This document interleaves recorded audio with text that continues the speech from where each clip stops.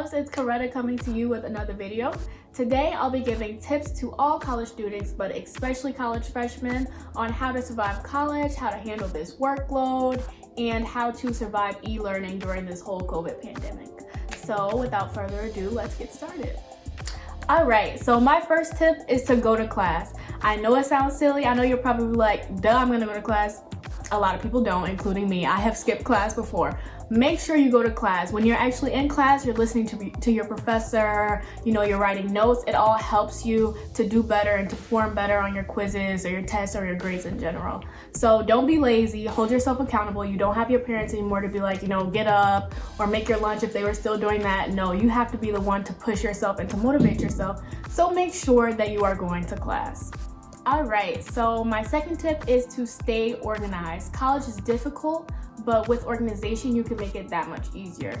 You want to make sure that you either have a planner. If planners aren't your thing, then maybe you can get like a calendar in your email or something.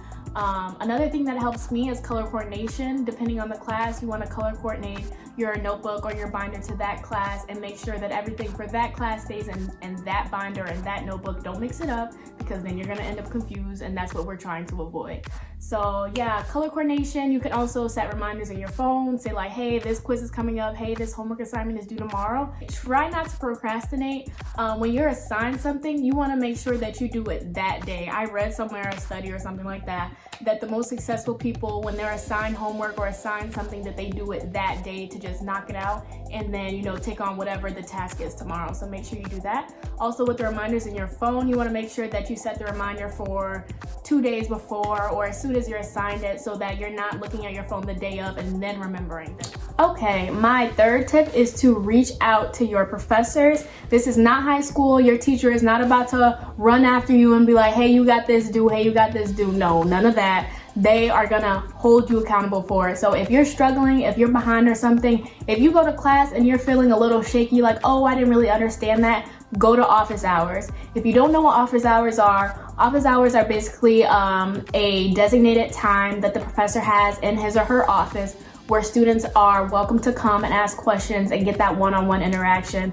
It depends if you go to a larger school or a smaller school, but usually in universities, you don't always have that one-on-one interaction with your professor in class. So you want to make sure that you make that time to do that yourself. And it also shows initiative. I noticed that professors usually like you more when you're showing that you care about the class, that you're trying to do good, because then they're going to help you. They're not going to just be like, oh, this is so-and-so. Think about it. They have hundreds of students. And it can really be the difference between a B and a C. Let's say, you're struggling in this class, you have a 79, but you're always asking the professors questions, you're always going to tutoring. The professor notices that. So that can really be the difference between a 79 and an 80. So you want to make sure that you build that rapport and you're talking with the professor or your TAs, which are just teacher's assistants. And yeah, you'll be good if you do that. All right, my fourth tip is to get involved. I'm not gonna tell you to jump off the deep end and join every club you see, join every organization. Absolutely not, don't do that. First, give yourself some time to get used to how college is. Give yourself some time to accommodate to how life is now, because it's definitely going to be different from what you're used to. So, and then after you get a little bit more comfortable, then say, hey, maybe I'll join this club. Hey, maybe I'll join this team. And then that way you're also meeting people. You're not feeling as lonely as you would be if you don't join anything, and you're getting out and you're being active and having a social life, which also helps, with your mental health, and then you're able to do better in class. So I joined, while I was in undergrad, I just finished undergrad, I joined Alpha Kappa Alpha Sorority Incorporated, and it was one of the best decisions that I've made. Make sure, if Greek life isn't for you, then you can always join, an academic club or a sports club or anything like that. It's kind of just what you prefer. Okay, so my next tip is to avoid drama.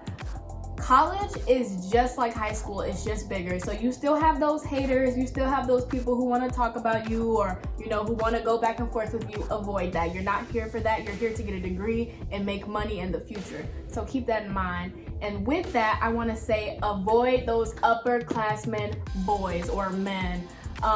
They're up to no good, honestly. They see that you are younger and you may be pretty, you may be fly, and you may like him too, but don't make him a priority.